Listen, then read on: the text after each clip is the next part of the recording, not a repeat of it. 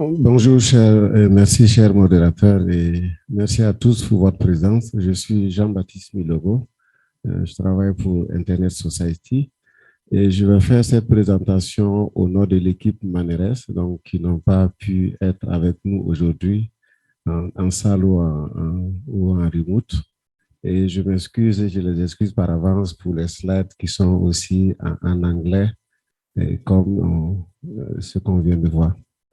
Donc, en contexte, ce que je souhaiterais dire ici, aujourd'hui, Internet, c'est un grand réseau d'à peu près 73 000 réseaux uniques interconnectés avec l'ère AES autonome. Et pour dire que Brice, au départ, vous a parlé plus de comment on fait pour protéger les ressources, que les utilisateurs des ressources soient ceux qui les utilisent, les annoncent sur Internet. Yazid a abordé l'aspect comment travailler sur la sécurisation de la partie DNS.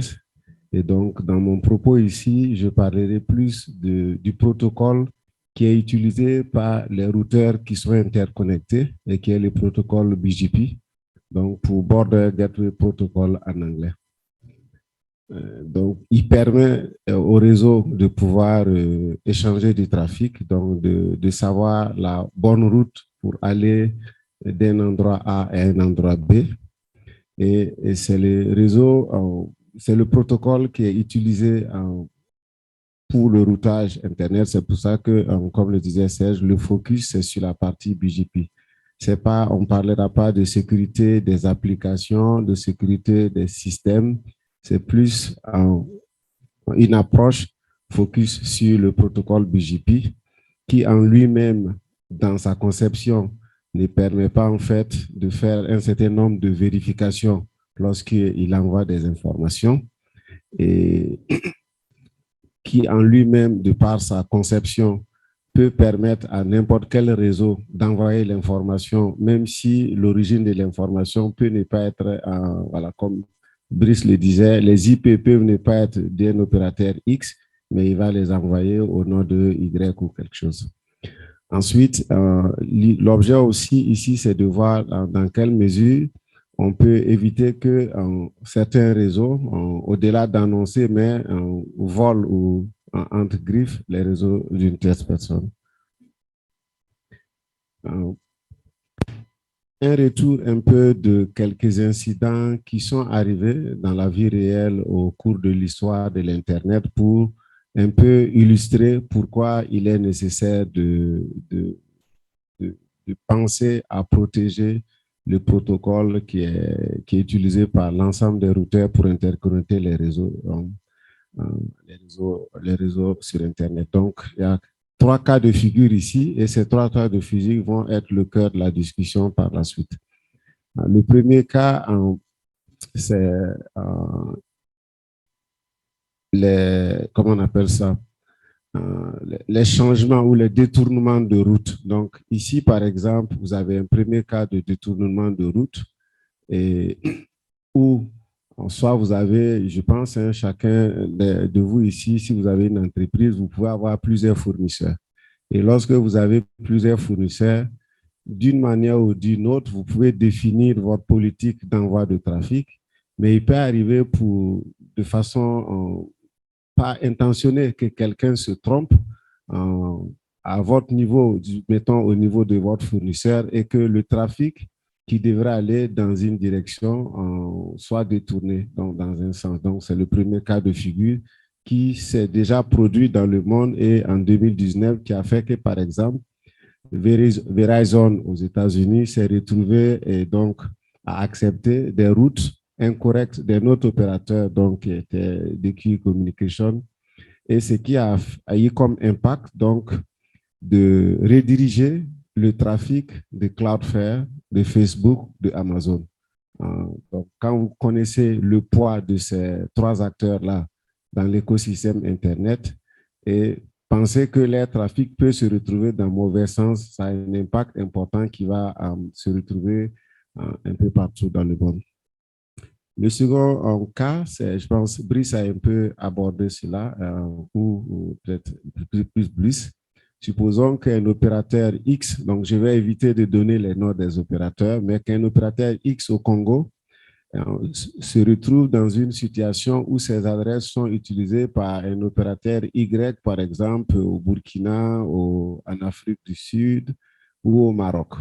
Donc, ce cas de figure aussi, ça a des conséquences. Et ce cas de figure est arrivé en 2008 où YouTube s'est retrouvé pris dans ce piège-là et la conséquence, c'est que c'est une grande indisponibilité des services. Donc, ça a un impact important, non seulement sur l'image, mais aussi des pertes financières importantes dans certains cas de figure. Donc, le troisième cas, c'est l'usurpation d'adresses IP, donc, qui est un peu différent des deux premiers qu'on a signalés, où quelqu'un peut annoncer du trafic avec des adresses de départ qui ne sont pas, je vais dire, légitimes. Donc, ce cas de figure, ça peut être par exemple que vous utilisez les blocs de quelqu'un pour attaquer une autre entreprise. Je donne un exemple comme ça. Donc, quand on va vouloir faire les investigations, on va aller vers le propriétaire légitime des adresses, alors qu'il n'est pas forcément à l'origine de ce qui s'est passé. Donc, ça peut aussi apporter beaucoup de problèmes. Et en mars 2018, ce type d'usage a entraîné 1,3 terabits par seconde d'attaque sur la destination de Akamai. Donc, essayez d'imaginer que le réseau d'un État, d'une grande entreprise, se retrouve être attaqué par quelqu'un, mais qui s'est fait, qui utilise le réseau d'une tierce personne qui peut-être même n'était pas au courant. Donc, ça a beaucoup de constants.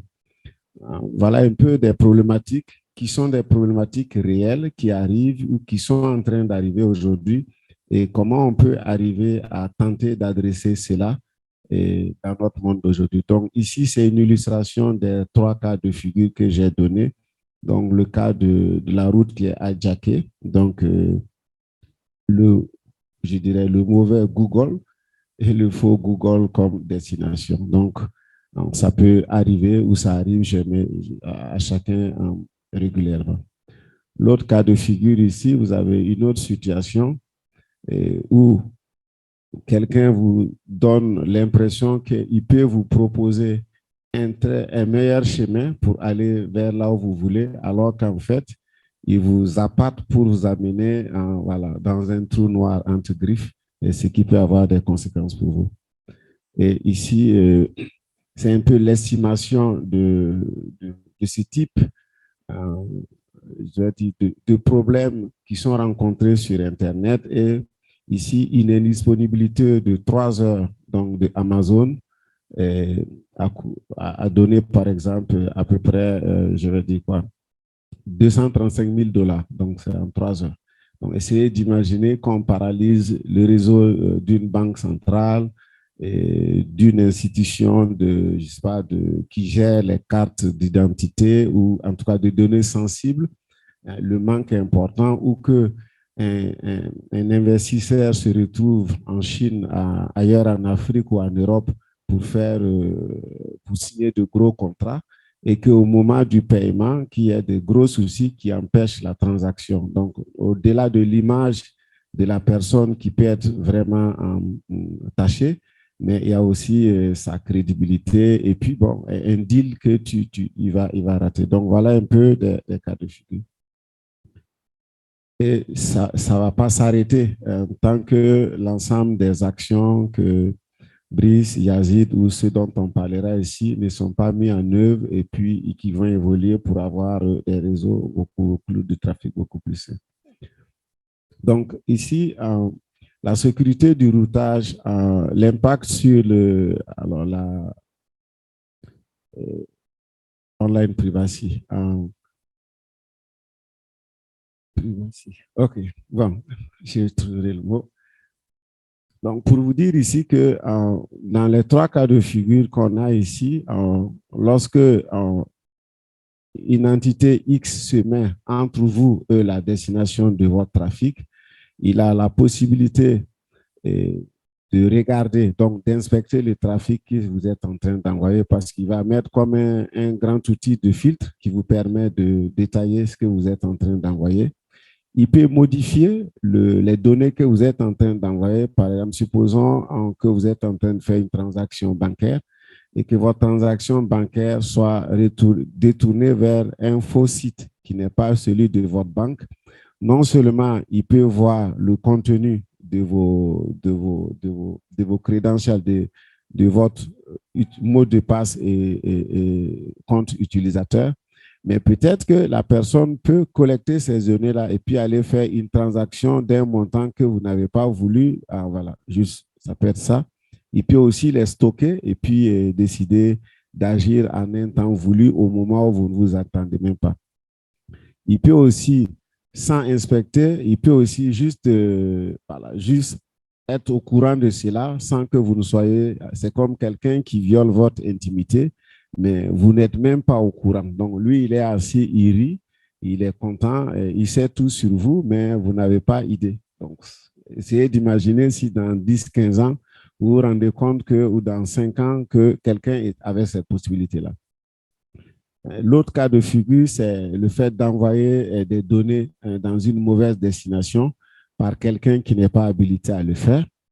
Et la dernière situation, c'est lorsqu'il y a des modifications d'adresse source de départ. Donc, ça peut permettre à quelqu'un d'agir comme on l'avait vu sur l'attaque et le préjudice que ça a posé.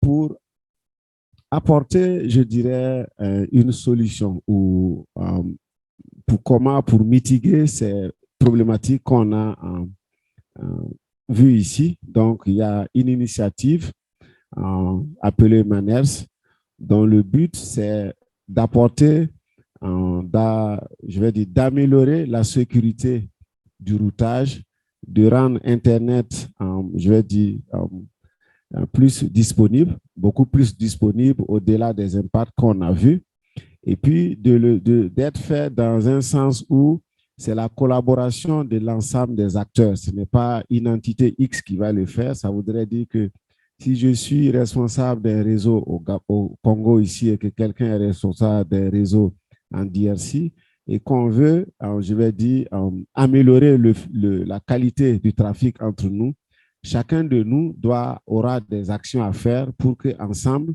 à la fin, le trafic entre nous, il soit propre, entre griffes, il soit conforme.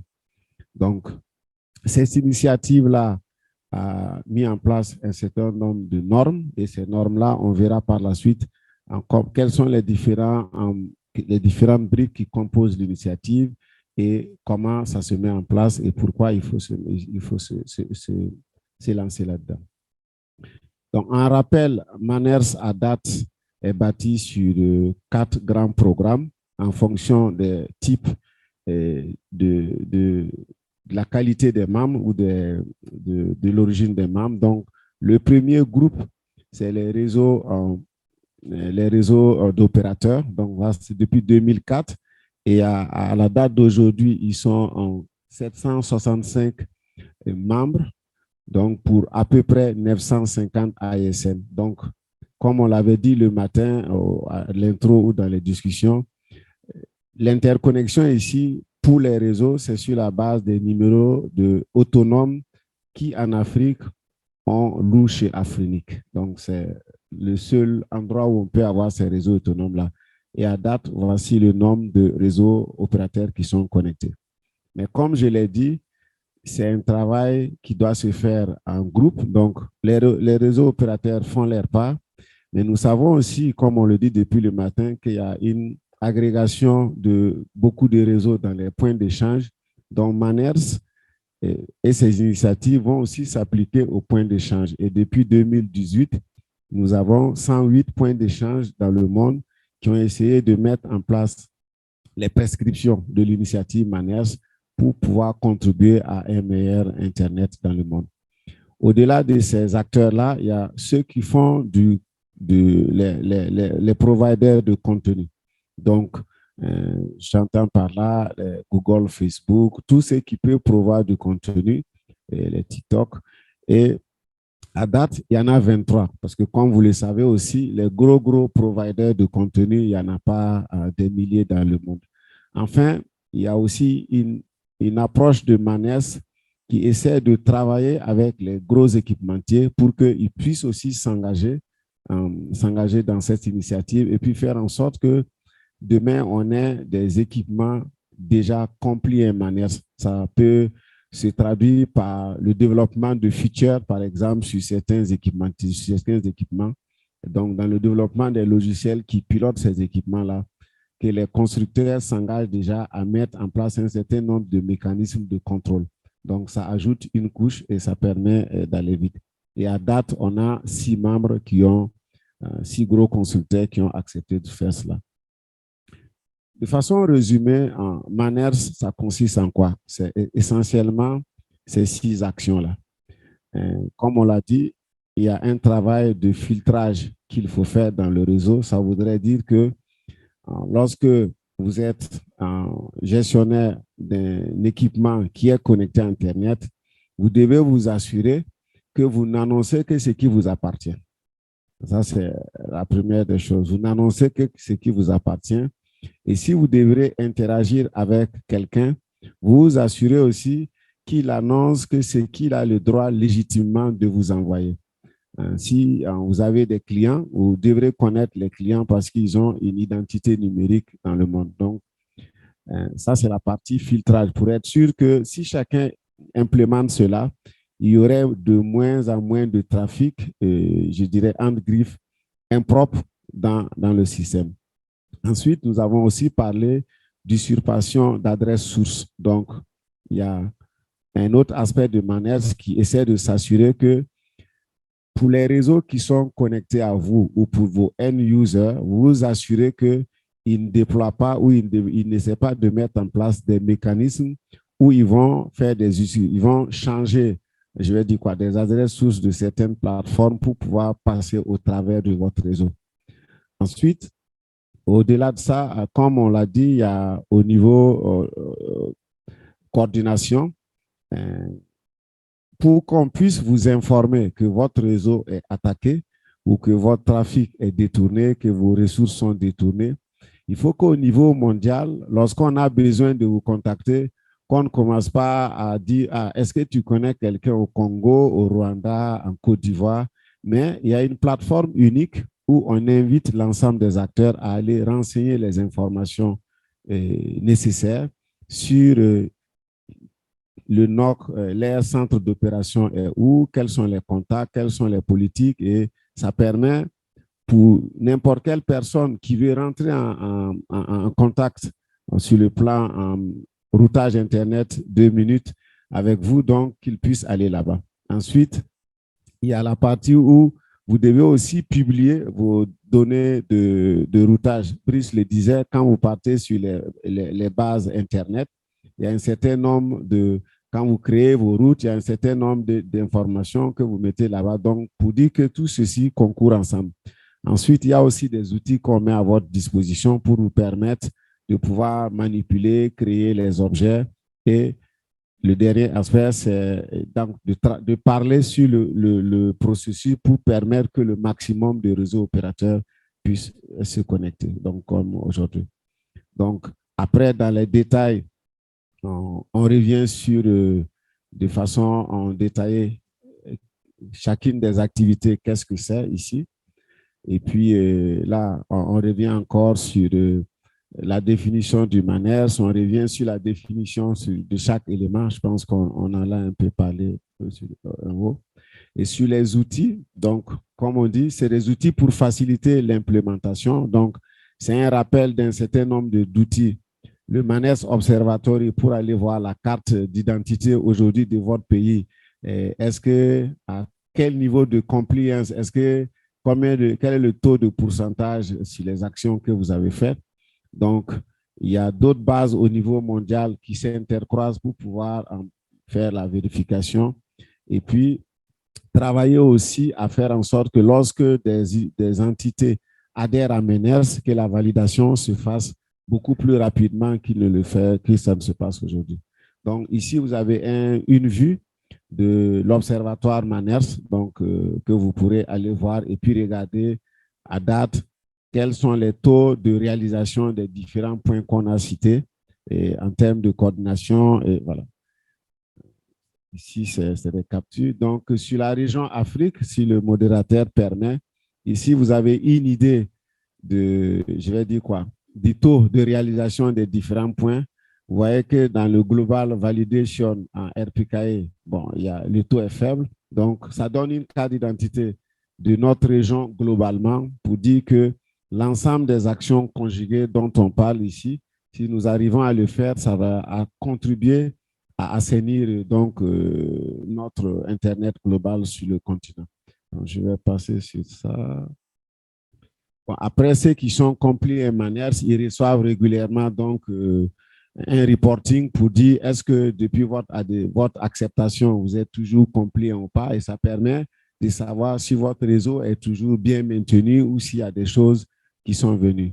Ici, vous avez la progression donc de l'évolution de la sécurité du routage depuis 2019 jusqu'à 2022.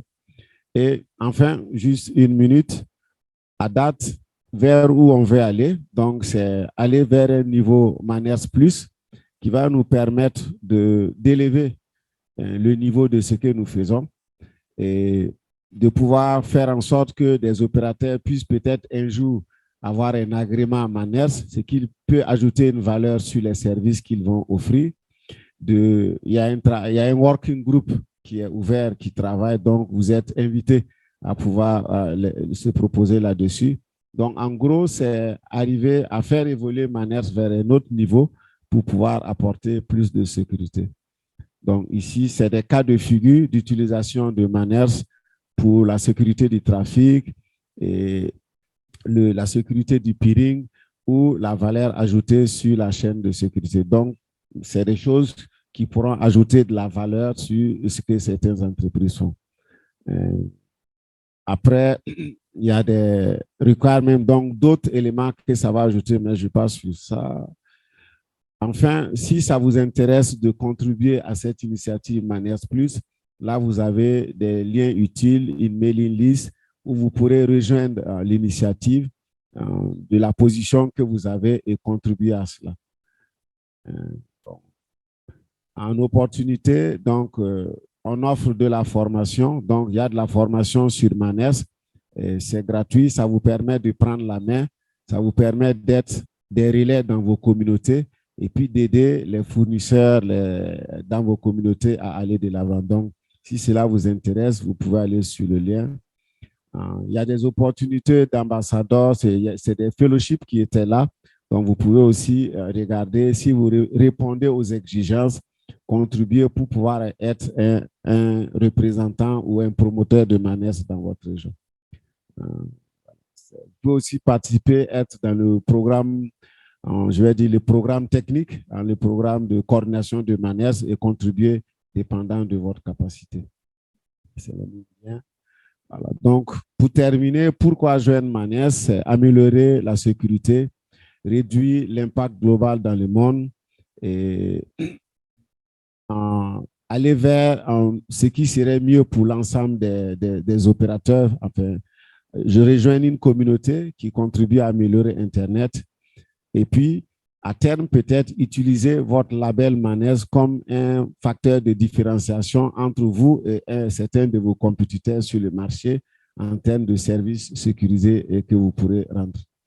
Voilà, donc c'est tout pour la présentation et au nom de l'équipe Manners, je vous remercie pour votre attention et Guilla me signale qu'il a des autocollants pour ceux qui souhaiteraient donc apposter quelques autocollants sur votre laptop.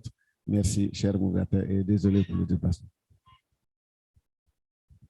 On comprend qu'il y a eu un fort besoin de partage d'infos. Et j'espère que ceux qui sont en ligne ou en présentiel vont pouvoir profiter et on va s'assurer à ce que l'on puisse distribuer l'ensemble de supports de présentation pour que les gens puissent les exploiter à bon escient. On a eu 3 présentations. Le tout premier a fait un focus sur le RPKI. En regardant, en mettant un accent sur les aspects de résilience des infrastructures, et le second a parlé de la validation d'NSEC. Et je pense que le moment est arrivé pour qu'on puisse échanger. S'il y a des questions, on va mettre la priorité à ceux qui sont en ligne, et ceux qui sont en présentiel peuvent aussi préparer leurs questions. À vous.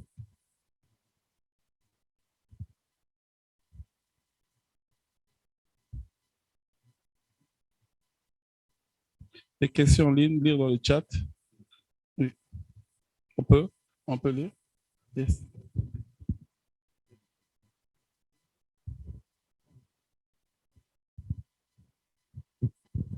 Ou bien s'il y a des questions ici.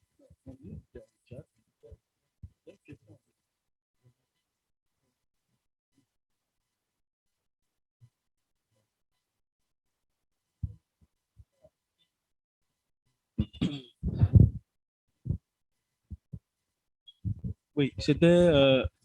alors, sur le site web d'Afrique, on a que la version anglaise. La question, c'est de savoir si le support de cours, la version française du support de cours était disponible. Donc, je viens de remettre la version française aux organisateurs, qui vont ensuite la rendre disponible sur le site web. Voilà. Merci. Question en salle?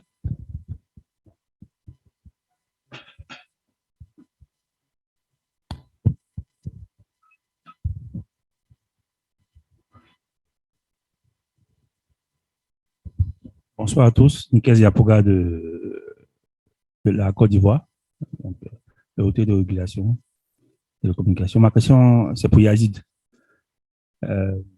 J'ai 2 questions. La première, c'est déjà, j'ai vu, bon, nous, on a implémenté le DNSSEC sur la zone CI. Je pense que tu dois avoir l'information.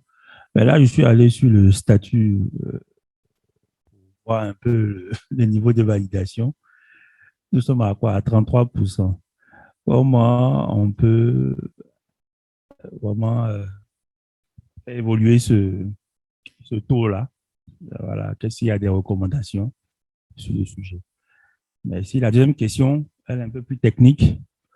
Bon, j'ai également aussi en charge du projet de PKI, PKI, la PKI nationale en Côte d'Ivoire. Et on a une plateforme, on a mis en place une plateforme de signature électronique. Voilà. Donc, cette plateforme de signature électronique a un composant qu'on appelle le HSL.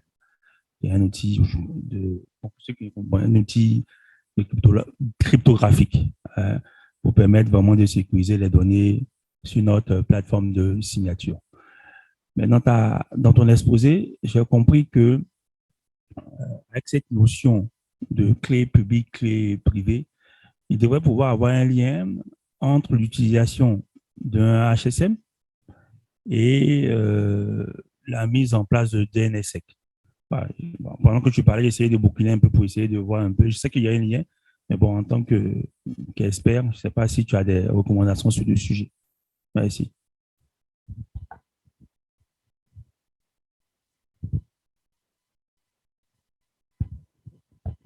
Ma question sur la HSM, c'est vraiment apporter un niveau supplémentaire de sécurité sur, voilà, sur DNS.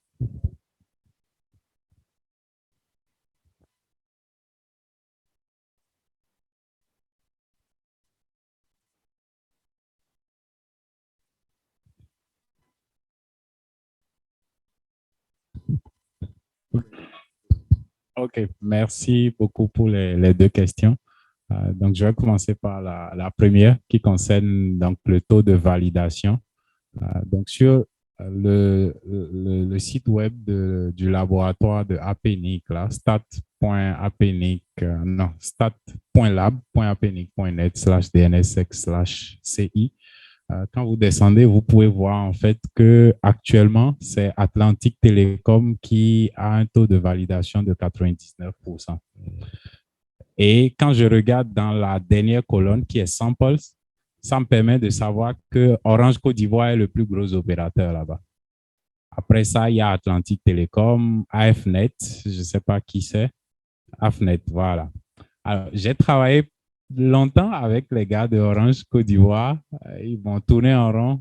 D'ailleurs, c'était grâce à Neria et ensuite à Patricia que j'avais pu être mis en contact avec la bonne équipe. Mais je sais pas, je sais vraiment pas. Et ça, c'est aussi une grosse difficulté qu'on a. Parfois, les gens vous disent on va vous revenir, vous les relancez, et puis il y a rien. Sinon, j'ai déjà travaillé avec le tout premier Orange avec qui j'ai travaillé, c'était en 2020. Merci à JB. Et parfois, c'est aussi ça. Hein, quand on a les bons contacts, qu'on a les bonnes personnes, j'ai écrit à JB, je lui ai dit, JB, il y a telle chose que Orange Burkina ne fait pas. En 3 jours, c'était déjà réglé. Il m'a juste mis en contact avec l'équipe et puis les gars, ils m'ont bien accueilli. Par la suite, Orange Cameroun, Orange Maroc, comme je disais. Je suis en train de travailler avec Sofrecom Tunisie, qui est en fait dans la région qui couvre un certain nombre d'opérateurs Orange pour les services DNS. Donc, il y a des choses qu'on est en train de faire, mais il y a des blocages à des niveaux donnés. Je pense que ce genre d'activité permet aussi de pouvoir débloquer là où ça coince. Si on peut avoir aussi des contacts au niveau de AFNet, ce serait avec plaisir. Voilà. Merci beaucoup. Donc, par rapport à la deuxième question, effectivement, je pense que j'avais d'ailleurs fait un bref passage, un bref crochet par Abidjan, seulement que Brice a tout fait pour ne pas me voir, pour ne pas me donner une bouteille de vin quand j'étais passé en ce moment-là, en septembre. Oui, effectivement, tu vois. Mais Brice, il a tout fait pour ne pas arroser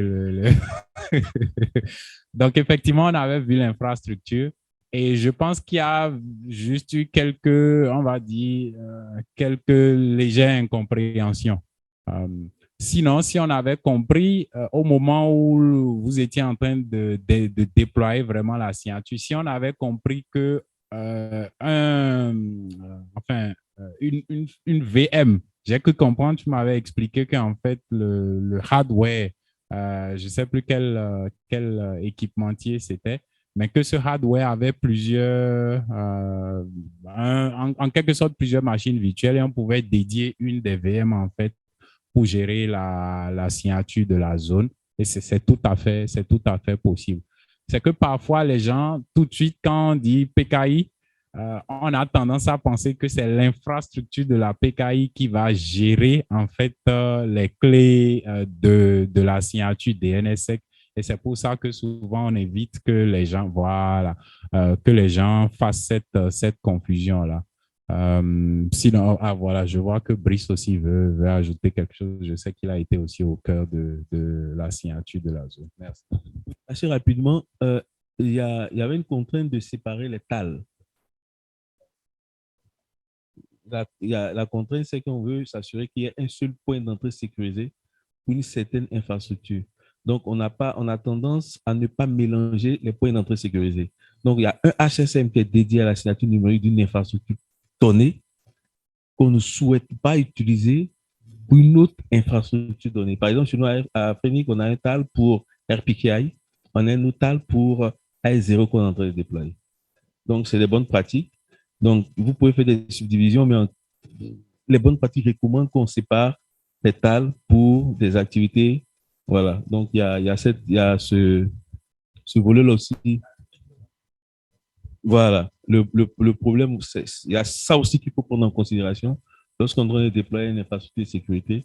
Mais c'est vrai qu'il y a la possibilité avec des VM de faire des choses, mais la recommandation, c'est de faire en sorte que pour un service qui n'est pas obligatoire, c'est mieux de les séparer des TAL. Donc, voilà. Donc, c'est ce que vous voulez ajouter. Merci Brice. Donc, mon vibrant appel ici, c'est en fait, si tu as des contacts à Orange, Côte d'Ivoire, qui peuvent débloquer, voilà, ça nous ferait énormément plaisir. Et d'ailleurs, je lance aussi un appel à tous les autres participants qui viennent d'autres pays. J'ai compris qu'il y avait le Gabon, qu'il y avait, voilà, c'est exactement ça. On ne peut pas faire tout seul. Et comme je l'ai dit, d'autres, en quelques jours, on a réglé. Ça marche toujours jusqu'à présent. Je me souviens qu'avec le Cameroun, quand je voulais faire, ils étaient un tout petit peu réticents, par exemple. Et ils ont checké en interne avec le Burkina. Le Burkina a dit non, ça marche. C'est juste au niveau de la taille de la mémoire qu'ils ont vu une certaine augmentation, ce qui est tout à fait normal, puisqu'il y a maintenant des clés et des signatures à garder également dans le cache. Sinon, ça marche très bien. Merci beaucoup. Oui, merci beaucoup, Yazid. Je pense que le débat est très intéressant. Ce qu'il faut éventuellement faire, c'est d'arriver à réellement communiquer sur ces infrastructures. Parce que la vue globale, la vision globale de Monsieur Tout-le-Monde, c'est que c'est une infrastructure complexe à mettre en œuvre. Je me suis amusé à aller sur ChatGPT. Quand je tape DNSSEC, je lis la dernière phrase et dit la validation DNSSEC est un processus crucial pour garantir l'authenticité et l'intégrité des données DNS. Et elle est de plus en plus largement utilisée dans les environnements crypto. Non, c'est pas. Où est-ce qu'il m'a dit que c'était difficile à mettre en œuvre? Bref. Et donc, mais par contre, j'avais deux questions à te poser. C'était, tu as dit que Congo Télécom est à 86%. Est-ce que c'est parce qu'il transfère son trafic DNS vers un tiers ou c'est parce qu'il a déployé un DNSSEC en interne? Première question. Deuxième question, en deux mots, quel est l'état de la question dans la région Afrique centrale? La validation. Donc, comme j'avais montré là, la validation en Afrique centrale, c'est... Ah, d'accord, je peux repartager donc mon écran. Est-ce que je suis toujours dans le Zoom? J'espère que oui, oui. OK. Ouais. Donc, on est là. Je vais refaire ça. Je repartage mon écran. Et voilà, nous y sommes. Donc, la courbe bleue, en fait, montre le niveau de validation des NSSEC depuis 2020. D'accord? Jusqu'à aujourd'hui, 2023, on est en avril. Si vous regardez l'axe des abscisses là, vous voyez 2020, février, mars, ainsi de suite. Et donc, comme je disais, hein, moi, je suis arrivé à ICANN en avril 2020. Et donc, on a commencé par travailler avec certains opérateurs. Et comme je vous ai dit, le boom que vous avez eu, c'est surtout à cause de ce qu'on a fait au Cameroun. C'était en août 2022. Donc, quand vous regardez août 2022, c'était le 8 août qu'il y avait eu le DNS Forum du Cameroun. Vous pouvez voir ça. C'est là quand MTN tout seul a en fait activé que vous pouvez voir le boom qu'il y a eu. Et ensuite, Orange, Cameroun a aussi activé. Et c'est là qu'on est passé à 40% dans la région Afrique centrale. Et quand on regarde un peu par pays, donc vous voyez le Tchad, 79%, la République centrale. Oui, la République centrafricaine, alors ils sont 100% parce que si vous regardez, il y a Orange Centrafrique seulement, donc c'est ce premier tableau qui est à gauche là, en haut à gauche. Vous voyez Orange Centrafrique qui est 100%. Les deux autres réseaux, c'est de tout petits réseaux. Donc même le réseau centrafricain, en fait, il n'est pas assez dense. Donc, quand je regarde les samples, ça permet de voir en fait la densité du réseau, comment le réseau est large. Donc, ils envoient tout leur trafic en fait vers Google et ça, je peux vous... Et d'ailleurs, ça m'amène à la deuxième question. Donc, on va faire ça rapidement. Africa, je vais faire stop share et je vais partager à nouveau mon deuxième écran. Alors, donc, pendant que je suis en train de chercher ce que je veux vous montrer, la signature n'est pas tout à fait liée à la validation. Comme on disait tout à l'heure, la signature, c'est celui qui gère le domaine. Donc, que le domaine soit signé ou pas, d'accord, on peut faire des validations. Donc, l'opérateur, le fournisseur d'accès Internet, parce qu'on a effectivement reçu cette question. Ah, le point CG n'est pas signé. Donc, normalement, en tant qu'opérateur, je n'ai pas besoin d'activer la validation. Non, parce que vous avez des millions d'abonnés, d'utilisateurs qui envoient des requêtes vers votre resolver et c'est des points .com, c'est des points .org, c'est des points .edu, c'est des points .academy, c'est des points .africa, ainsi de suite. Donc, pour tout domaine qui est signé, on va faire la validation, mais pour un domaine qui n'est pas signé, c'est le DNS normal qui continue de fonctionner. C'est pour ça que le travail que nous faisons aussi, c'est de faire la promotion à la fois avec les administrateurs des domaines qui sont des gestionnaires de domaines et à la fois avec les fournisseurs d'accès à Internet pour activer la validation. Donc, c'est deux éléments qui sont complémentaires, mais qui sont indépendants.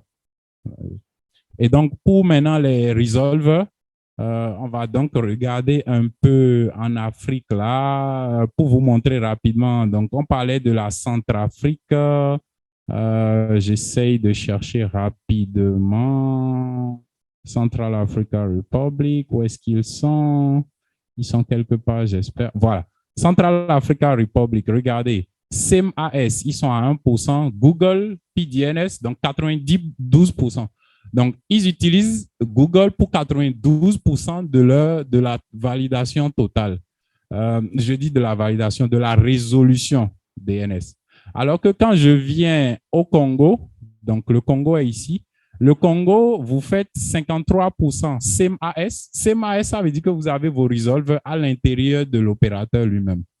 Pour 53%, 15% du trafic va vers Google, 29% est, en fait, le resolver est dans un autre réseau. Donc, on peut cliquer dessus et voir un peu plus les détails par opérateur et c'est là qu'on va voir maintenant Congo Télécom, par exemple. Donc, Congo Télécom, vous voyez, ils utilisent… Alors, intéressant, parce que je vois ici Congo Télécom, MTN a ses propres resolvers en interne là, d'après ce qui est vu. Congo Télécom utilise environ 15% du trafic vers Google, mais 85% du trafic va vers des resolvers qui ne sont pas dans leur propre réseau, mais qui sont à l'intérieur du pays.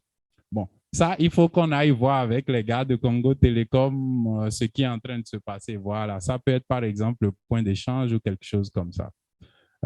Et puis Airtel aussi qui a un peu 43%, 39% et 11%. Donc, c'est un peu ça. Il y a un Sky aussi qui utilise 29% et OpenDNS, c'est aussi un autre resolver public, 58%. Il utilise le 9999 pour 5% de son trafic. Donc, voilà un peu comment chaque opérateur a diversifié un peu ses sources de résolution DNS. Et tout ça, c'est des statistiques qui sont publiques que vous pouvez visiter sur le site des stats de Apeni. Merci beaucoup. Merci. Merci à tout le monde. Pendant qu'on est en train de faire la transition vers notre tout dernier panel, je pense qu'on va ouvrir notre bal pour le café. Si vous somnolez comme moi, mais si vous ne le somnolez pas, je vais m'en contenter seul. Jean-Baptiste, je pense que on a la 4e session et la toute dernière de la journée sur les outils. Outils et meilleures pratiques.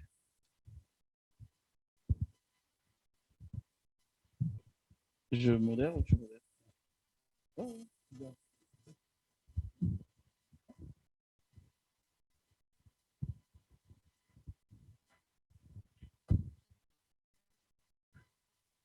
Merci, Serge Coman, et puis à tous les panélistes. C'était beau d'avoir 3 organisations qui travaillent dans des compartiments différents d'Internet, Afrinic, ICANN et Internet Society, ISOC, ensemble. Donc, je pense que ça a été, à mon avis, un moment d'échange. Donc, présenter des choses qui ne sont pas cachées, qui sont publiques, qu'on peut utiliser pour apprécier l'état des réseaux dans nos pays et puis peut-être partir de là pour voir quelle approche utiliser pour rendre meilleur. L'idée étant ici, l'ensemble des présentations, le but n'est pas de dire tel réseau est bien, tel réseau n'est pas bien, mais c'est de dire voilà la cartographie, la photo à date de l'Internet dans notre pays, dans la région ou en Afrique, et comment on peut faire ensemble pour que ce soit mieux la prochaine fois qu'on se rencontre à l'heure du bilan. Donc, pour moi, c'est surtout ça le message qu'il faut garder. Et l'ensemble des panélistes ici sont encore là jusqu'à la fin de la semaine. s'il y a des acteurs qui sont directement en charge de l'exploitation des réseaux, on sera tous heureux de vous accompagner et de vous donner des éléments qui puissent faire en sorte que l'année prochaine, quand on viendra aux Océane, qu'on ait 100% partout et que Yazid, même quand il va aller vérifier partout, il va se rendre compte qu'on a appliqué comme on doit l'appliquer. Voilà, merci. Donc, le café ouvert, c'est un free service. Donc, sentez-vous libre d'aller prendre votre café, de prendre pour votre voisin et revenir. La dernière session, la première partie va être un peu, je vais dire, un peu de pratique. Il y a des liens qu'on a présentés dans des présentations. C'est de rappeler 2-3 plateformes que nous invitons ou sur lesquelles nous invitons les opérateurs à être présents.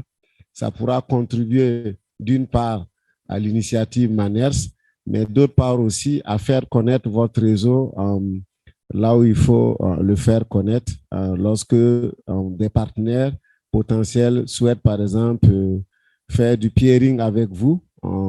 Ils ne viendront pas souvent sur votre page web. Ils vont aller par exemple sur une plateforme qui s'appelle PeeringDB et puis regarder quelles sont les entrées que vous avez là-bas et c'est sur cette base-là ils vont vous contacter.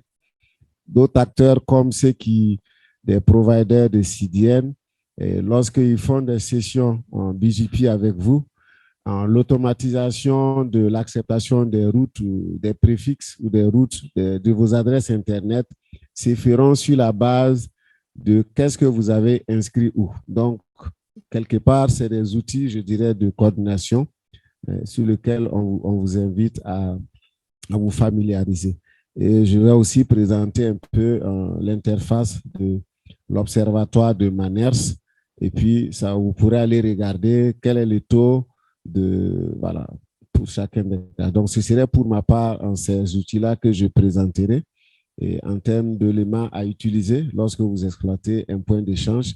Avant d'aller à ça, on a vu des présentations ici, mais c'est bien aussi lorsque vous exploitez un point d'échange de travailler à avoir le trafic global de votre XP public. Il n'est pas indiqué de présenter le trafic par membre, mais le trafic cumulé de l'XP, je dirais, dans les bonnes pratiques, il faut le présenter parce que c'est votre vraie carte d'identité. Si vous dites, par exemple, on fait 1 méga, on va vous demander, vous faites 1 méga où? Où est-ce qu'on peut voir? Voilà, donc, pour ceux qui gèrent des XP, travailler à cela. Et ça permet aussi de rassurer certains membres qui sont hésitants que là où ils hésitent à venir, le trafic est en train de monter. Nico nous a montré le matin comment ils ont évolué avec très peu de trafic, jusqu'à 50 gigas pour seulement Kinshasa aujourd'hui. Quand vous partez sur le site de Kinix ou de ISPA à Congo, vous allez voir le trafic de Goma, le trafic de Lubumbashi et l'ensemble cumulé vous donne une idée du trafic ils sont arrivés à capturer au niveau du Congo, au Congo DRC. Donc, il a aussi présenté, je pense que c'était Samuel le matin, avec les statistiques qu'il avait, il vous a montré l'évolution du trafic d'NXP en Afrique du Sud, qui a quelques années, ça ne vaut même pas 10 ans, ils étaient peut-être à 6 gigas. Aujourd'hui, ils sont à des terabits. Ça montre l'importance de ce type d'infrastructure dans le pays. Donc, avec votre permission, alors, juste à ma suite, je pense Gila va vous faire une présentation sur une initiative dont on a aussi parlé. Donc, ici, ça, c'était les statistiques que Yazid présentait. Donc, la première plateforme sur laquelle j'invite les opérateurs d'infrastructures Internet, fournisseurs d'accès, opérateurs mobiles, c'est d'aller sur PeeringDB. Mais j'ai regardé ce matin, donc j'ai essayé de taper Congo. Et j'étais en tout cas très content de voir que la plupart des acteurs au Congo, donc je ne connais pas tous les opérateurs ici, mais quand on regarde Congo Télécom a une entrée sur PeeringDB, MTN, GVA, ITM, Standard Télécom, Vodacom, ASICS. Et quand vous partez, donc on va prendre un cas ici. J'espère que, OK. Donc, quand on clique ici sur Congo Télécom, donc vous allez voir un certain nombre d'informations, l'air AS autonome, les sites web, le nombre, il y a des informations qu'ils présentent ici. Ça vous permet de savoir est-ce qu'ils sont, dans quel point d'échange ils sont présents. Donc, vous voyez ici qu'ils sont sur CGX. Ils sont en App Africa, en Afrique du Sud. Et donc, ça voudrait dire que ça vous donne une idée des différents lieux où le trafic vient du Congo pour certains cas. Par exemple, s'il y a des ressources qui sont, par exemple, en App Africa, qui ne sont pas au CGX, ça veut dire que Congo Télécom peut les avoir à partir de là-bas.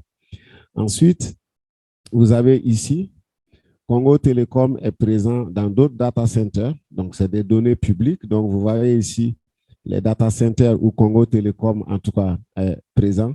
Cela voudrait dire que pour un partenaire qui souhaiterait rentrer en affaires avec Congo Télécom, comme je vous l'ai dit, ce n'est pas le site web, si c'est en tout cas dans le secteur de l'écosystème Internet, il viendra sur PeeringDB, regarder où est-ce qu'ils sont présents et puis peut-être aller leur faire une proposition d'interconnexion dans ce data center ou dans ce point d'échange Internet. Ensuite, Congo Télécom, indique ici leur politique de peering. Donc, il vous indique ici, quand ils vous rencontrent quelque part, est-ce que c'est automatique ou bien ils peuvent choisir. Je pense que dans une des présentations le matin, c'était au Gabon où on a un opérateur qui vient au point d'échange, mais qui a décidé de ne peerer qu'avec le réseau gouvernemental. Donc, ça veut dire que sa politique de peering, elle est sélective. Dépendant du règlement intérieur de l'association, parce que chez eux, ce n'est pas une association. Si c'était une association, on peut aussi dire que, bon, voilà, la politique peut changer en fonction de votre taille. Quand on est tout petit, on essaie de peerer avec tout le monde. Mais quand on commence à grandir, il y aura plus un intérêt business qui va faire le lead. Donc, pour tous ceux qui gèrent des infrastructures Internet, c'est le lieu où il faut être. C'est ce dont on parlait dans Manners, si on a des documentations globales. Donc, il faut être présent ici. Je pense, hier ou aujourd'hui, je pense ce matin, Samuel a parlé d'un élément où il a dit qu'il y avait des pays qui ont des XP et que quand ils partaient sur des plateformes, ils ne trouvaient pas leur présence. Donc, il y avait un manque, je dirais, de communication sur la présence d'un XP. Il a pris le cas de la Tunisie, mais qui n'était pas présent. Donc, c'est là aussi pour dire que il y a des organisations au niveau, les XP sont organisés pour pouvoir, je vais dire, magnifier la contribution des points d'échange dans l'organisation de l'Internet global. Ici, vous avez une base de données gérée par HeroX, mais qui est XP Database. Là-dedans, il est souhaitable que votre XP travaille à être présent parce que lorsqu'ils s'inscrivent ici, ça permettra d'ajouter le volume de trafic généré dans le trafic global des XP pour un jour arriver à faire le point entre quel est encore le volume de trafic qui est dans le transit classique et quel est le volume de trafic qui est servi par les XP dans les pays. Ça amène à une discussion qui s'est déjà passée et soutenue lors d'une conférence virtuelle par Internet Society pour dire est-ce que l'avenir, c'est les points d'échange ou c'est le transit? Donc, pour pouvoir analyser davantage cela, lorsque vous allez commencer à mesurer le volume du trafic servi localement, ça va vous amener à dire est-ce que le secteur est en train d'évoluer vers l'Internet en griffe classique tel qu'il était ou est-ce que l'intérêt, c'est vers les points d'échange et c'est peut-être cette raison qui va vous amener à vous dire mieux vaut être à côté et puis ne pas un jour pouvoir venir les rejoindre. C'est comme le cas du Gabon où il y en a qui sont partis parce qu'ils estiment que ce n'est pas nécessaire. Mais peut-être l'avenir va peut-être donner raison à Gabon, à Gabix. Et ce jour-là, quand ils vont venir, les règles peut-être pour adhérer à Gabix auront changé. Et voilà, donc c'est avoir un regard sur le long terme et de savoir est-ce c'est plus XP. On verra des volumes de certains grands XP au-delà de NAP Africa. Francis va vous parler de son expérience. Donc, ça donne une idée de vers où le secteur part pour se projeter. Donc, vous pouvez aussi vous inscrire ici. Une autre difficulté qui arrive souvent, c'est comment on appelle, certains se disent c'est difficile de, on a parlé de problèmes de renforcement de capacité technique depuis le début et on a proposé des solutions, mais on sait aussi qu'on est dans un monde où aujourd'hui on parle de beaucoup d'automatisation, de gestion d'outils techniques, surtout de matériel informatique, télécom. Donc, XP Manager, c'est, je vais dire, une solution que vous pouvez déployer dans votre XP pour pouvoir automatiser les tâches de création de nouveaux membres avec moins de complexité que quand vous le tapez manuellement.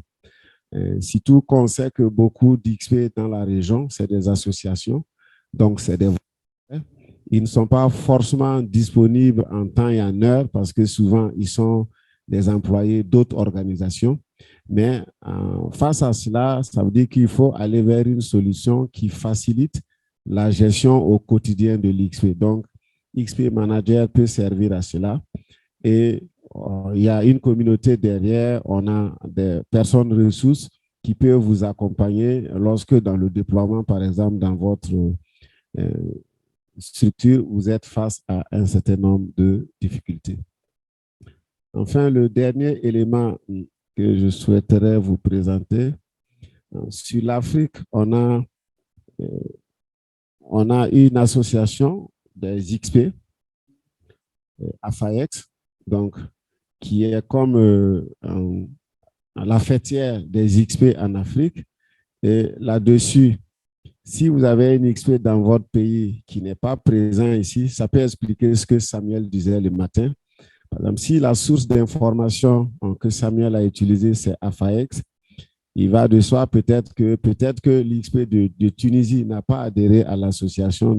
Il n'était pas sur la carte qui, je pense, était celui-là, qui n'avait pas été, peut-être qu'il n'avait pas été présenté. Donc, quand vous regardez ici, par exemple, ils sont présents là. Donc,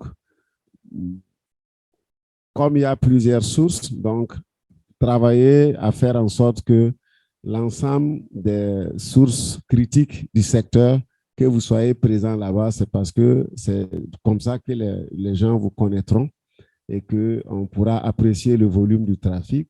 Certains partenaires extérieurs peuvent être intéressés à venir dès lors qu'ils vont commencer à voir qu'il y a de l'activité dans votre pays. Donc, AFAEX est là. Ça vous permet aussi de savoir, parce que c'est une question qui va venir, est-ce qu'il faut seulement un XP dans un pays? On sait qu'il y a des difficultés à gérer un XP dans certains pays, mais si la gestion ou la gouvernance n'est pas transparente, comme on disait le matin, ça peut donner lieu à la naissance d'autres associations à côté qui peuvent aller s'implanter dans une autre région pour essayer d'adresser une problématique que peut-être la première organisation n'a pas pu adresser. Donc, soyez étonnés d'avoir 2 XP. Et chaque fois qu'il y aura, je vais dire, des POP, donc de services des opérateurs dans d'autres régions, ça veut dire que si demain, vous avez un POP des opérateurs à Pointe-Noire, un POP à Brazzaville, et que vous avez un XP à Brazzaville avec peut-être du contenu là-bas, ce serait les fournisseurs là-bas vont se connecter parce que ça va permettre d'améliorer l'Internet servi à toute la population qui est connectée à Pointe-Noire au lieu de leur ajouter du temps additionnel pour venir au Congo, à Brazzaville, par exemple. Ça dépend de l'organisation du réseau des opérateurs, mais à terme, ne soyez pas étonnés. Vous verrez, par exemple, sur l'Afrique du Sud, que souvent, on trouve plus d'un IXP, souvent même dans la même vie. Donc, ce n'est pas un problème. Ça dépend de la maturité du marché et puis des usages qui vont être développés. Et comme vous le savez, la vidéo prend beaucoup de l'ampleur et c'est beaucoup plus intéressant pour les opérateurs d'investir localement que de payer de gros circuits de transport pour juste aller desservir des gens avec lesquels on peut apporter le trafic. Donc, voilà un peu ce que je voulais ajouter. Ensuite, le dernier élément, juste avant de donner la parole à Gila. On a parlé d'opportunités le matin pour appuyer certains XP. Là, je m'adresse plus aux communautés d'XP. Donc, vous avez sur le site de Internet Society, on l'a dit le matin, nous sommes en partenariat avec un certain nombre d'acteurs, notamment ICANN et Meta, avec qui nous travaillons à déployer de nouveaux XP dans les pays où il n'y en a pas, ou à venir en support aux XP qui ont du mal à fonctionner pour X ou Y raison. Donc, sur le site ici, vous avez donc un certain nombre d'opportunités, mais celui sur lequel je voulais mettre le focus, c'est celui-là. Donc, il est ouvert depuis le mois de mars à toutes les communautés d'XP, anciens comme nouveaux projets. Donc, vous pouvez parcourir les conditions et si la communauté dans laquelle vous êtes est intéressée, donc vous publiez, vous faites votre application et il y aura un processus de review. Maintenant, si vous partez aussi sur le site et au moment de déposer votre candidature, s'il y a des besoins de clarification, donc n'hésitez pas à prendre attache avec Gila et moi, donc on pourra vous appuyer. Et si votre besoin est différent de ce que nous proposons ici, prenez attache avec nous. Peut-être que votre problème peut être une question à adresser à Afrinic. En ce moment, on va vous rediriger vers Brice Abba. Si c'est une question qui doit aller vers ICANN ou une autre organisation, on vous redirigera. Aussi, il y a un autre partenaire qui peut vous appuyer. On vous redirigera vers ces partenaires-là. Donc, voilà un certain nombre de, je dirais, d'espaces en ligne que je conseille de regarder de temps en temps, au-delà donc des bonnes pratiques, donc comme bonnes pratiques à utiliser. Et puis, je vais peut-être m'arrêter là. Gila souhaiterait vous présenter ce qu'on appelle le IXP Self-Assessment, donc comment on amène les XP à à s'auto-évaluer pour nous permettre de pouvoir les classer et pouvoir les appuyer dans le temps. Merci.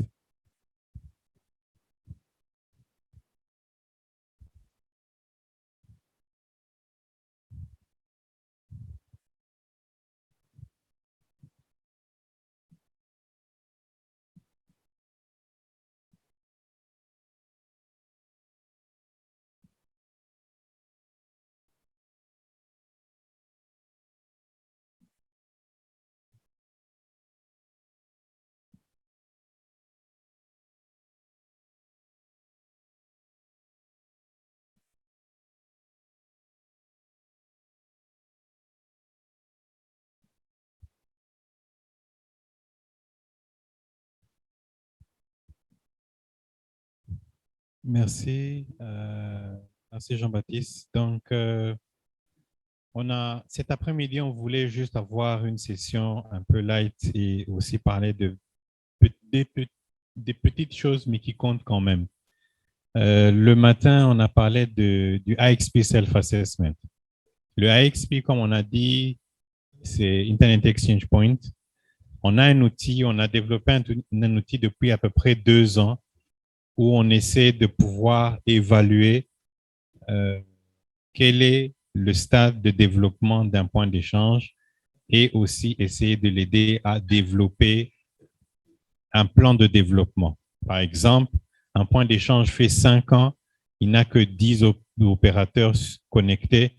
comment il passe à 20, comment il passe à 30, comment il devient important pour l'écosystème où il se trouve. Toutes ces discussions, tout ce qu'on a dit aujourd'hui, tout va vers une seule direction: établir des infrastructures qui créeront l'économie numérique. Ça veut dire, ce n'est pas de l'Internet pour l'Internet seulement, mais c'est de créer des plateformes qui seront la base de l'économie numérique. Demain, les Amazon du Congo, demain, les Netflix du Congo, les Télé Nangai et ainsi de suite devront être accessibles de façon digitale. Donc, l'outil, de prime abord, nous avons identifié 3 étapes de développement: l'étape basique, l'étape de développement et l'étape avancée. Excusez, mes slides sont en anglais, mais je vais quand même essayer de traduire. L'outil est simple. Il a été défini, établi en utilisant la plateforme Savaiement, qui sont des questions qu'on pose, et au fur et à mesure que la personne répond, on arrive à comprendre où le point d'échange arrive en termes de développement. 4 ou 5 aspects importants sont revus. Le premier aspect, c'est tout ce qui est infra et technique et sécurité. Le deuxième aspect, c'est quels sont les services que le point d'échange offre. Le troisième aspect, c'est combien de réseaux sont connectés. Le quatrième aspect, c'est la gouvernance.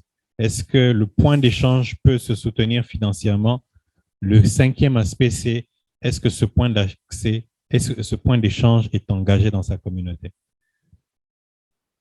Donc, peut-être je ne vais pas aller trop dans les détails.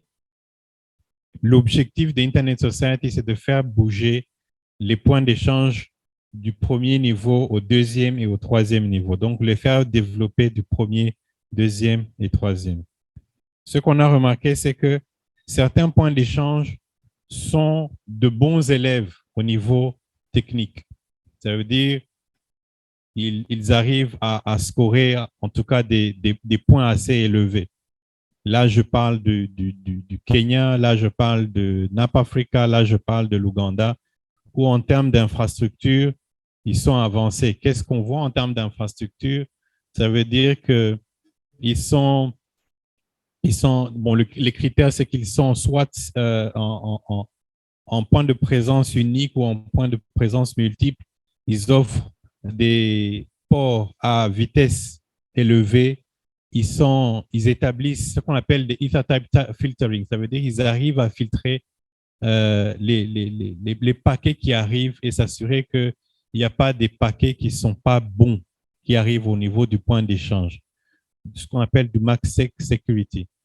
Donc, à ce niveau-là, on voit certains points d'échange qui sont arrivés à ce niveau. D'autres sont quand même pas encore arrivés à ce niveau-là. Donc,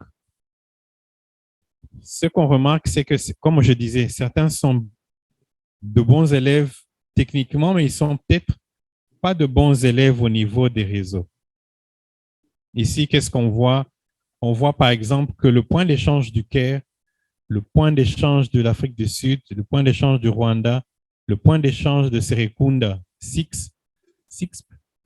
le point d'échange, ces 3 points d'échange arrivent à attirer beaucoup de réseaux, des réseaux qui ont été assignés à ce pays. Ça veut dire que quand Afrinic donne on va le voir, quand Afrinic donne des AS, par exemple, au Congo, ils en donnent 10.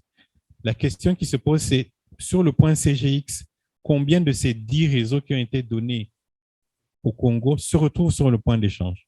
Et ça aussi, c'est une mesure qu'on peut utiliser. Donc, là encore, il y a encore du travail à faire. Beaucoup de points d'échange qui ont répondu au SAVEI, qui est le questionnaire de 2022. Ça, c'est le questionnaire de 2022. Celui de 2023 n'est pas encore sorti, mais on voit que les points d'échange n'arrivent pas à attirer les réseaux qui sont dans leur marché. Les services. Quels sont les services que ce point d'échange peut offrir? Est-ce qu'il peut offrir des serveurs de route? Est-ce qu'il peut offrir des serveurs des collecteurs de route? Est-ce qu'ils ont des services qui peuvent empêcher ce qu'on appelle les DDoS attaques? Est-ce qu'ils offrent des services DNS? Est-ce qu'ils offrent des NTP, des serveurs de temps? Est-ce qu'ils offrent ce qu'on appelle des Virtual Private Network Interconnection?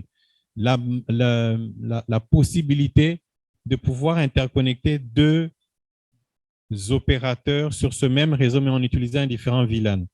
Est-ce que c'est automatisé? Est-ce que ce n'est pas automatisé?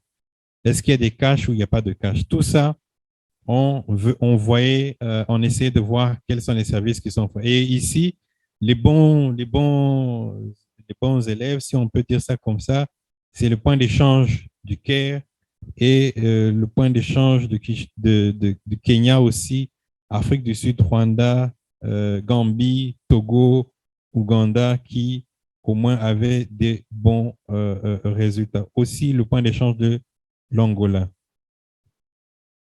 En termes de gouvernance, là, beaucoup de points d'échange ont marqué de bons points. Ça veut dire qu'en termes de gouvernance, c'est bon. Bon, c'est pas bon parce qu'il y a encore du rouge, mais il y a peut-être moins d'efforts à fournir à beaucoup de points d'échange en Afrique pour leur inciter à établir une bonne gouvernance.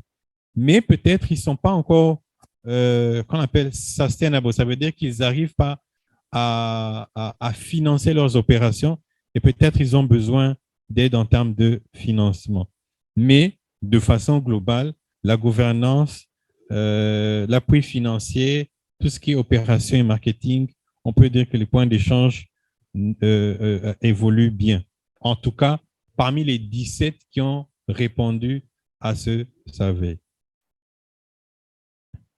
Donc, quand nous, on prend toutes les informations, on arrive à savoir à peu près tous les points d'échange sont à quel niveau. Par exemple, si on prend un exemple, le premier point d'échange qui est ici au niveau infrastructurel, il est à un niveau, un premier niveau, mais vous pouvez trouver qu'il est avancé en termes de service. Donc, le point d'échange de l'Angola, Angonix, à ce niveau-là, a besoin de faire beaucoup d'efforts. Mais au niveau service, ce point d'échange est quand même assez avancé. Donc, ça nous aide en termes de Internet Society à savoir planifier quels sont les points d'échange qui auront besoin d'aide les années qui suivent. Mais pas aussi ça seulement. Au-delà de ça, nous donnons ce rapport aux points d'échange, nous leur disons, au niveau infrastructurel, vous avez besoin de faire plus d'efforts. Et ça les aide à établir des plans d'action sur le court, le moyen et le long terme. Donc, voilà un peu, je ne vais peut-être pas aller dans les détails du survey, mais je voulais juste que vous sachiez que nous avons cet outil pour l'enquête de 2023. En tout cas, d'ici une semaine, au plus tard, nous allons le lancer et nous allons le donner au point d'échange afin qu'il remplisse et nous saurons s'il y en a qui ont évolué ou s'il y en a qui n'ont pas évolué du tout. Donc voilà, je vais, avant peut-être de passer à autre chose, j'aimerais savoir s'il y a des questions.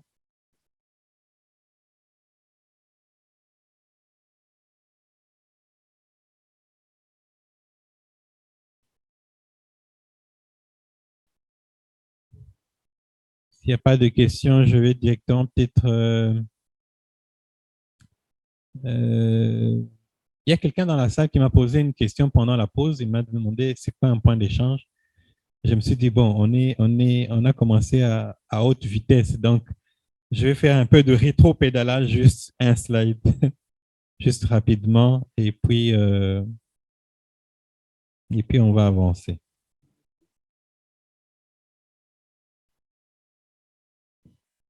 Donc, qu'est-ce qu'un point d'échange? Je ne sais pas qui a dit ça, mais quand un point d'échange dans un pays, dans un contexte, dans un pays, dans un marché, on a plein de réseaux.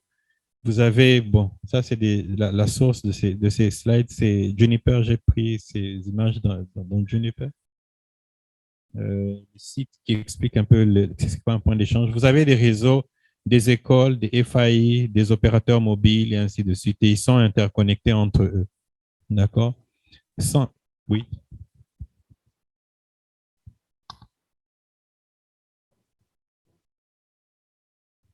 Comment? OK, d'accord. OK, une question. Comment est-ce qu'on mesure l'engagement de la communauté? Généralement, on pose des questions simples. On demande combien de fois. Est-ce que d'abord il y a une communauté? Est-ce qu'elle est établie? Est-ce qu'elle est. Bon, on ne va pas pousser à demander est-ce qu'elle est légalement enregistrée, mais on va dire est-ce qu'il y a une communauté qui se rencontre régulièrement. Ça veut dire il y a un plan annuel de rencontre de la communauté pour des questions de peering ou de points d'échange. C'est comme ça qu'on regarde. Est-ce que, et puis on pousse aussi d'autres questions du genre, est-ce qu'ils sont légalement enregistrés ou pas?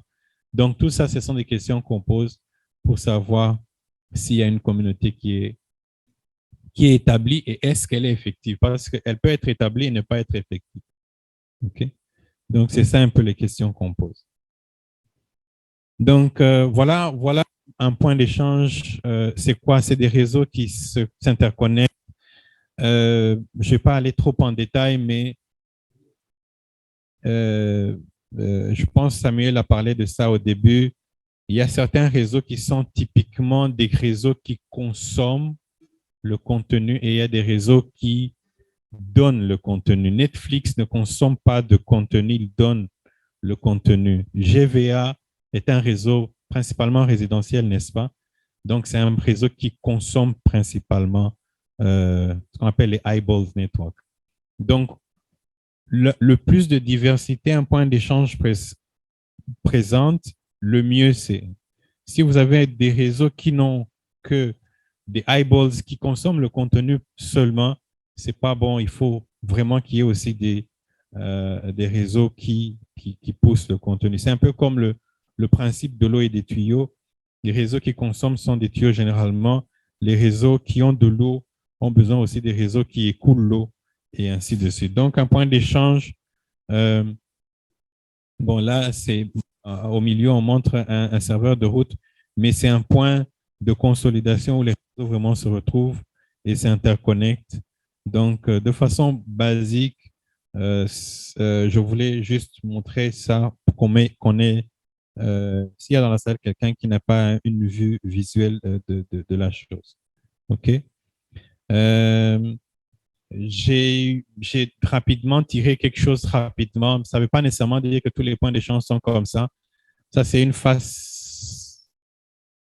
Bon, c'est le même rack, mais la face devant, la face derrière. Ça, c'est un déploiement qui s'est passé récemment. Mais ça ne veut pas nécessairement dire que c'est toujours la même chose. Donc, simplement, un point d'échange, ça peut tenir dans un rack, d'accord, propre. Ça peut tenir dans un rack. Ça peut tenir dans la moitié d'un rack. Principalement, vous avez peut-être 2 serveurs pour avoir des services de base, de point d'échange. Vous pouvez avoir des routeurs ou un routeur. Bon, généralement, quand on commence, un routeur suffit. D'accord? Il y a même des fois, vous pouvez commencer un point d'échange sans serveur, sans routeur, mais juste un switch. Mais ça, c'est vraiment très basique. Mais quelque chose de raisonnable, 2 serveurs, un routeur, ça peut nécessairement pas être des Cisco. Ici, dans le design, on a des Cisco, mais ça ne veut pas nécessairement dire que c'est des Cisco. Ça peut être simplement un switch qui peut faire de VLAN, ça suffit. Les routeurs, ça ne veut pas nécessairement dire que c'est des Cisco. Ça peut être aussi des MikroTik, c'est aussi, ça marche. Un switch, un commutateur de gestion, un commutateur de peering, et vous pouvez utiliser la moitié de votre rack pour maintenant les différents réseaux qui viennent. Si vous avez Congo Télécom, si vous avez GVA, si vous avez différents, ils peuvent utiliser la même chose. Ou il y a d'autres marchés ou d'autres points d'échange qui ont décidé de ne pas utiliser la moitié du rack pour les réseaux qui se connectent. Ils font un autre rack tout simplement pour garder ce rack séparé. C'est aussi, ça marche. Donc, dans les cas où il y a des restrictions d'espace, voilà un peu ce qui se passe. Ça, c'est un déploiement qu'on a fait récemment, qu'on a aidé le point d'échange du Cap-Vert et avec les équipements vraiment de base qu'on avait mis en place. Mais ça aurait pu être remplacé par un MikroTik, ça aurait marché. Ça aurait pu être remplacé par, bon, ça c'est un Cisco 1000 Series. On aurait pu utiliser un autre, même un Cisco 3750, ça marche aussi longtemps que ça peut faire des VLAN, ça marche. Donc, pour démystifier la chose, un point d'échange, ce n'est pas quelque chose d'extraordinaire, d'extrêmement compliqué et d'extrêmement cher. Parce qu'il y a des fois aussi, on dit il faut des millions et des millions de francs CFA ou de dollars pour faire un point d'échange. Cet infra, pratiquement, ça peut aller au moins de 20, entre 10 000 et 20 000 dollars acheter nouveau ou bien même acheter reconditionné. Donc, je voulais juste démystifier ça. Peut-être quelques autres outils importants à utiliser. Je vais partager rapidement avant de prendre d'autres questions.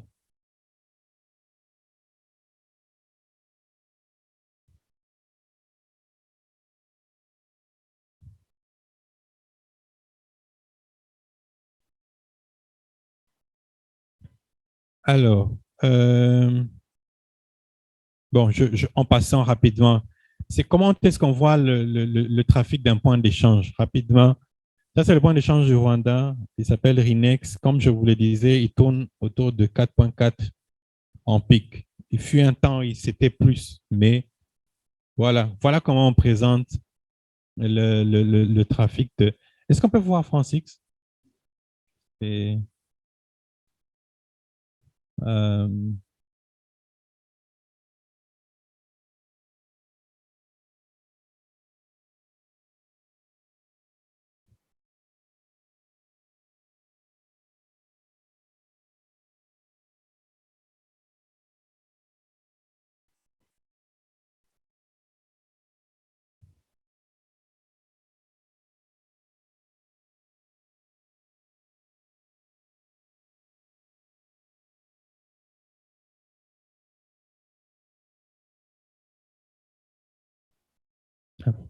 service.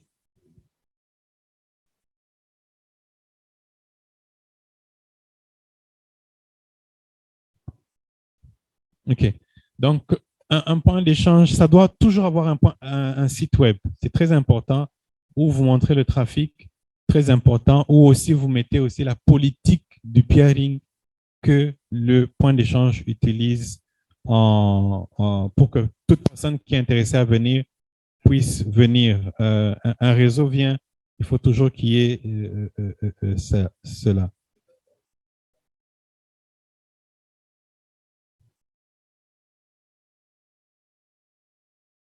OK, 500 membres, voilà.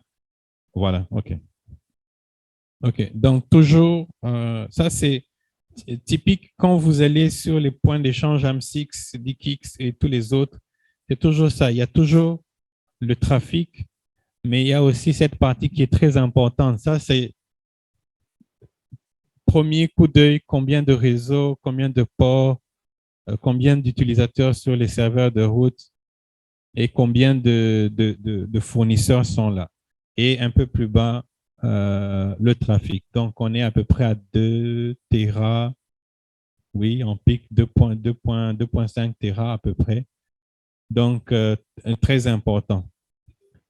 Donc, typiquement, un point d'échange doit toujours avoir un site avec toutes les informations de base importantes. OK?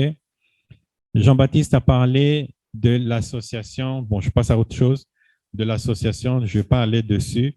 Ce qui est bien aussi à voir ici, c'est que côté ressources, si vous avez besoin des présentations, des bonnes pratiques, côté ressources, vous pouvez trouver certaines bonnes informations. OK. Vous connaissez Hurricane Electric? C'est aussi un bon outil que vous pouvez utiliser qui peut vous donner, par exemple, tout ce qui se passe, qui peut vous donner des informations au niveau du pays. On va voir ce qui se passe au niveau du CG, du Congo. OK. Donc, aujourd'hui, ce qu'on peut voir à partir de Yulikan Electric, les réseaux qui sont visibles du Congo sont là. OK. Quand vous faites PeeringDB, vous pouvez regarder. Vous pouvez aussi regarder le site de Cloudflare. Il y a aussi un endroit où on peut voir ça. Mais ça, on voit à peu près quelles sont les AS, quelles sont les organisations qui sont là, quels sont les IP, les préfixes visibles et ainsi de suite. Là, j'ai pris Congo Télécom en particulier. Donc, j'ai cliqué sur Congo Télécom, ça donne des informations de base. Ce que je voulais juste vous montrer qui est important aussi dans les outils, c'est de faire du Julican Electric a une bonne plateforme qui vous aide à visualiser comment le Congo Télécom est interconnecté. Est-ce que tu peux cliquer, mets ton serveur, ça c'est, oui, mais juste, oui, d'accord. Donc, Société congolaise des postes et télécommunications comme un upstream provider, un en amont. Ici, c'est quoi? Ils sortent par Angola Cables. Et puis ici aussi, quoi? AS 160 Cogent. Donc, ils sortent par trois voies principaux, celle-ci, celle-là et celle-là. Et ces trois, ce sont eux qui maintenant les emmènent dans toute la visibilité Internet. C'est toujours bien de connaître un peu comment votre opérateur sort. Dernier slide que j'aime bien utiliser où il y a beaucoup de bonnes choses. Je pense que vous connaissez Philip Smith, ou si vous ne le connaissez pas, c'est quelqu'un qui contribue beaucoup à tout ce qui est Internet et technologie. Il y a un site qui est assez intéressant où il met toutes les bonnes pratiques. Donc, comme cette session parle des bonnes pratiques, ici, vous pouvez trouver les bonnes meilleures pratiques ou tout ce qui est matériel de formation pour tout ce qu'ils font réseau qui sont dans la salle.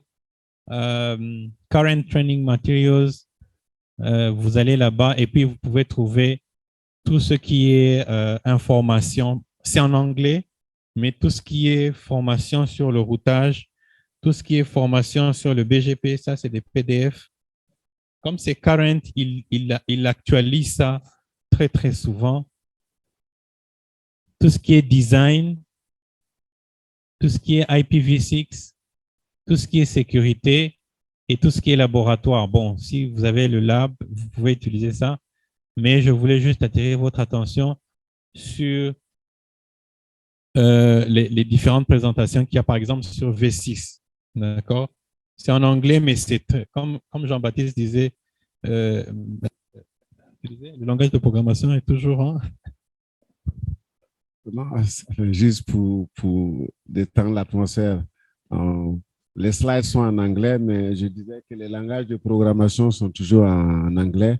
Donc, pour ce type de présentation, on ne va pas faire beaucoup de soucis de combat des langues. Donc, c'était un peu ça. Donc, je pense que quand vous ouvrez les slides, les commandes sont là et c'est assez bien structuré.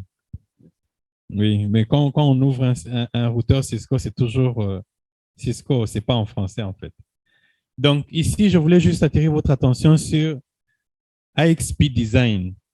Il a vraiment bien détaillé, et je pense aussi sur le site d'AFNOG et tout ça, il a bien détaillé comment on design un point d'échange. Donc, voilà. Ça, bon, vous pouvez aller dessus. On va vous donner ça, les liens. C'est quoi un point d'échange?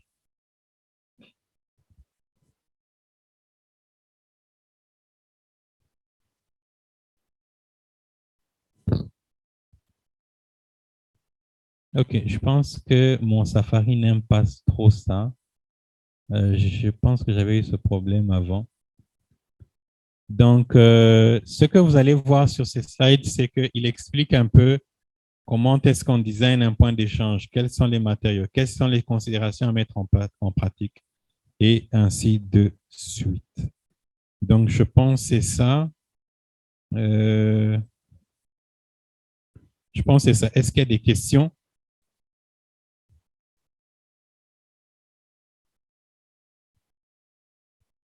en ligne? Est-ce qu'il y a des questions en ligne? Est-ce qu'il y a des questions dans la salle? Il n'y a pas de mauvaises questions. Toutes les questions sont bonnes.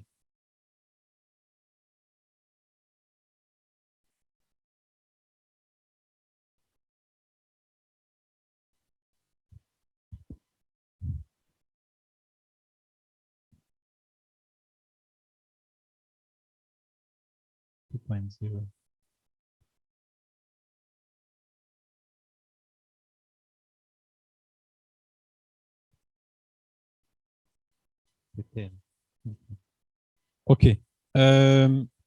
Juste un dernier lien, c'est que vous pouvez aussi aller sur le site de ISOC, le site de Learning. Je pense que même Afrinic a ce site, à leur site pour leur propre training, mais aussi ISOC a un training spécifiquement pour les points d'échange. Ce cours s'appelle IXP 2.0. C'est un cours self-taught. Ça veut dire que vous allez vous-même apprendre à votre propre rythme. Ce qui est bien de ce cours, c'est qu'il n'est pas totalement technique. Il y a certains aspects réglementaires, gouvernance, certains aspects politiques, certains aspects commerciaux que vous pourrez toujours voir et qui pourront vous intéresser. Quelle est la valeur par exemple, récemment, il y avait une question. Quel est l'impact économique d'avoir un point d'échange à Pointe-Noire, par exemple? Pourquoi est-ce que les réseaux de Pointe-Noire ne viennent pas se connecter ici? Est-ce qu'il y a une valeur économique à cela? Bien sûr, il y a un aspect technique. C'est important parce que si deux personnes sont en train de s'envoyer des emails à Pointe-Noire, est-ce que vous pensez que ces paquets doivent remonter à Brazzaville pour redescendre à Pointe-Noire, alors que les deux personnes sont à Pointe-Noire? Non, ça n'a pas de sens. D'accord? Mais il y a un coût. Il y a un coût quand un paquet fait 500 km aller, 500 km au retour, ça fait 1000 km. D'accord? Il y a le delay, ça prend du temps, il y a des millisecondes, mais il y a un coût pour maintenir ce réseau-là. D'accord? Donc, ce cours aussi parle des aspects économiques. D'accord? Donc, je vous encourage à cela. S'il y a des questions,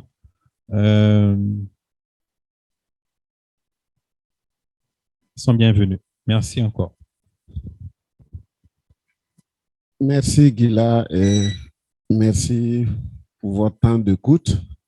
Comme on dit souvent, la bouche qui parle doit avoir pitié des oreilles qui écoutent. Donc, on a beaucoup parlé depuis le matin. Il y en a qui sont en ligne, qui nous suivent. Donc, je pense que c'était en tout cas une belle journée de partage. Et peut-être qu'on va, s'il n'y a pas de questions en ligne et dans la salle, on va proposer peut-être qu'on suspende pour aujourd'hui et pour vous permettre peut-être de regagner vos résidences, vos domiciles, en tout cas vaquer à d'autres occupations et espérer vous retrouver demain. Et je pense que demain, on a un programme très intéressant. La première session, aujourd'hui, on a fait des excursions sur la gouvernance, mais demain, il y a tout un panel. Donc, c'est le premier panel à 9h, gouvernance, politique et réglementation. Et on aura un intervenant de ICANN.